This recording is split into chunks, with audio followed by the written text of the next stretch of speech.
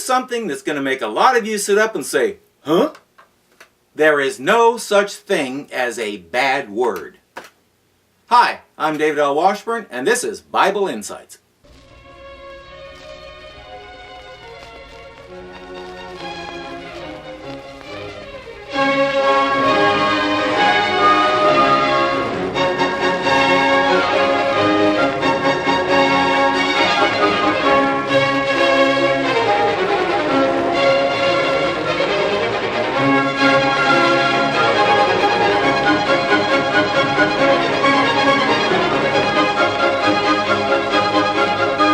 So what do I mean when I say there's no such thing as a bad word? We have whole lists of words that are considered vulgar, profanity, blasphemy, you name it. I like to say socially unacceptable. Certain words and phrases just aren't considered proper in polite company. But why is that? Every language has these kinds of restrictions on certain words. But what is it that makes this word acceptable while this one isn't? You know the 7, don't you, that you can't say on television? You knew I had to use that somewhere, so we got it out of the way early. Now, most people would answer that the meanings of the words in question are what determines that one is bad and the other is okay. This word refers to that thing on the front of your head, while this one isn't even pronounceable. Oh, right. The word we're implying there means something a little more intimate. Maybe that has something to do with it?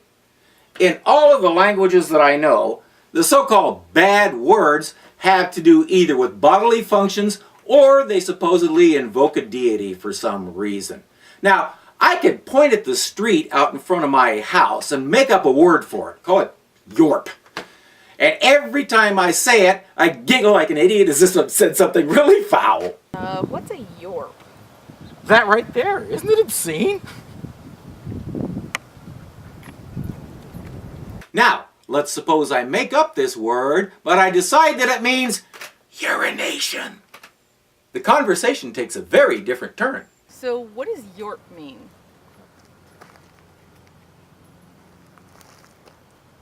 So, what's the most embarrassing Yorp you've ever done?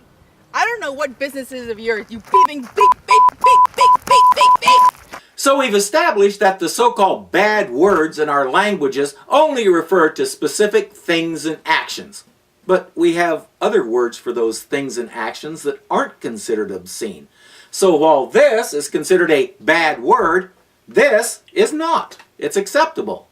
Why is that? Beans, beans, the musical fruit. The more you eat, the more they kick you off the air if you finish this poem. Thank you. The answer will surprise you.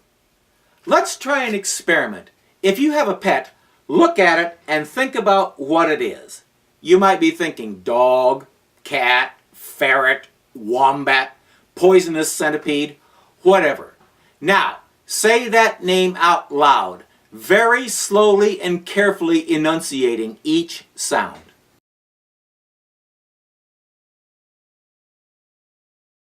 Now, ask yourself this. Why does that particular sequence of sounds evoke a picture of that particular animal in your mind? I would bet that you can't come up with the answer, so here it is. Words mean what they mean because a society chooses to use them that way. Did you get that? In every language on earth, words mean what they mean because a particular society chooses to use them that way. Think I'm wrong? Look at your car.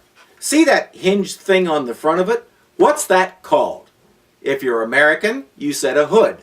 If you're British, you said a bonnet. Now, how about that thing on the back with the hinge on it? If you're American, you call that a trunk. If you're British, you call it a boot. What's the difference between a car's hood and its bonnet? What country it's in. Nothing more. It's the same car, the same part, the same paint, the same dents, the same everything. One society calls it a hood, the other calls it a bonnet. End of story. 2 Kings 18:27. But Rabshakeh said unto them, Hath my master sent me to thy master and to thee to speak these words? Hath he not sent me to the men which sit on the wall, that they may eat their own dung and drink their own piss with you? This verse is straight out of the King James Version of the Bible. How many times have you heard it preached on in church? Never! Me neither. Why? Because it has a socially unacceptable word in it. How'd that happen? How did the translators let this vulgarism slip past them? Answer? They didn't. And that's the key to everything. The word itself hasn't changed in 400 years. What changed was our attitude toward it.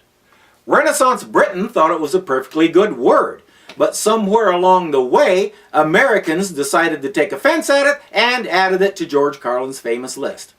It's the same with this word. If you watch any British television, you hear it a lot.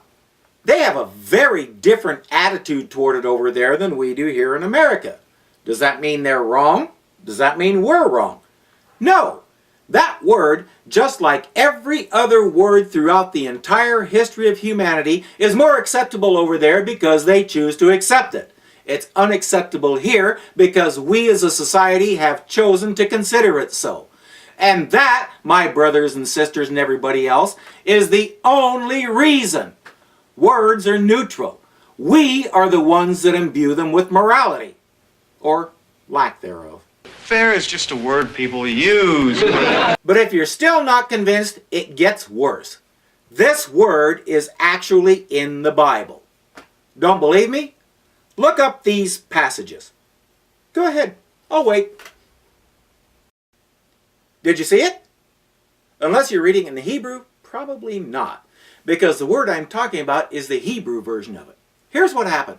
The biblical writers loved their imagery. In this case, all of these passages are warnings or accusations of unfaithfulness. God says, you like to cheat on me? You'll have a whole army to spread yourself for. And he tells them these things in the most direct of terms. If we were going modern, he'd be saying, I am going to f*** you up. And the thing is, the Hebrews were fine with that expression, at least for the first couple thousand years or so of its existence. Fast forward a lot. Christianity rises, Jerusalem falls, Jewish scholars of the Middle Ages struggle to keep the ancient texts and their pronunciation alive in the face of their people's dispersion across the face of the earth. These scholars, known as the Masoretes, meticulously copied their sacred books and made scads and notations in the margins. Everything from word counts to this is the only place this word ever appears. And most importantly, I think this is wrong and it should read thus.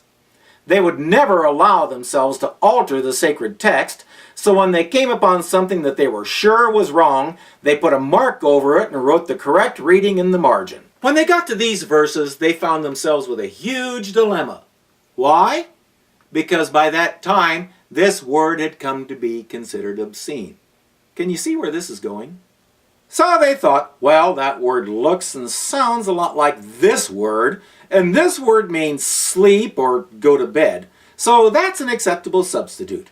Mark the bad word, in the margin put read this as, followed by the good word. There, I fixed it. They just used sleep with as a euphemism for Sound familiar? The thing they forget, and the thing that we forget, is that the biblical writers were fine with that word 4 times. So why shouldn't we be? See what I mean? There is no good reason why one word should be considered acceptable and the other one isn't. They both mean the same thing. And most everybody knows what you're talking about when you refer to sleeping with someone. He wanted to sleep with me. I wanted sex, but since he was tired, I let him go home. So what's the difference? Society sees one in a positive way and sees the other in a negative way. That's it. Period, paragraph, end of story. There is logic in what he says. Okay, so what do we do with this information? Should we all just start spouting those George Carlin words at will and be done with it? Not necessarily. Society is still there. And while it's true that America is in the midst of a huge cultural shift as concerns a lot of these words, that shift is only just getting started, and it's going to take a long time. You and I probably won't see it. Your grandkids might. I don't know. But really, for us, that societal attitude is so pounded into our consciousness that it would probably be impossible to get rid of it even if we wanted to.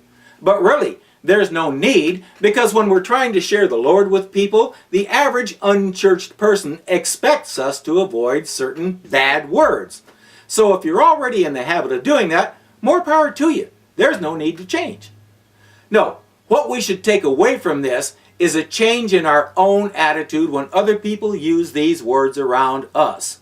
Or to put it more bluntly, is this you? Come on, Dover! Move your blooming ass! Oh my dear. Well, here's the good news. You don't have to be such a twit anymore. Words don't have any built-in meanings, and that includes these words. So you can keep talking to somebody who uses these words around you, because you know they're only offensive if you allow them to offend you. So you just redefine them in your mind. Beat means puppy. Beat means root beer float. Beat means bilge pump. What am I actually saying here? I'm saying people are more important than their vocabulary. Since we've established that there are no bad words in and of themselves, you have no excuse for turning on that person who came to you for help just because they used an expression that you don't happen to like.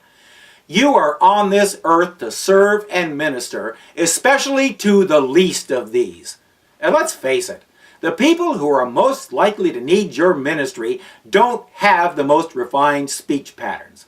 I have been in a situation of ministry where I saw a hungry family turned away because the person serving thought that the dad used too much socially unacceptable language. And yes, his speech was punctuated with a wide variety of colorful expressions. So what? If that's all you can see, you need new glasses. Or more likely, a new heart. Jesus said life is more than food and the body's more than clothing. Well, guess what? Life is more than words, too. If you can't see past those socially unacceptable terms to the broken heart that they're emanating from, get on your knees. Ask God to remind you that there are no bad words, only words that you're allowing to keep you from serving His people. People are hurting and dying, and you're getting all shook up because one of them said this. What's wrong with this picture? So where does that leave us? Well, it should leave us with a greater appreciation of diversity of culture, because if I was in England or Australia, we'd be talking about a whole different set of words, and we'd still come to the same conclusion. It should also leave us asking God's forgiveness for judging His people based on society's standards and not on His. And if necessary, it should have all of us thinking a lot more about puppies, root beer floats, and bilge pumps. Hang on a minute. This is getting stupid. Thanks for watching. I'm David L. Washburn, and I'll see you next time.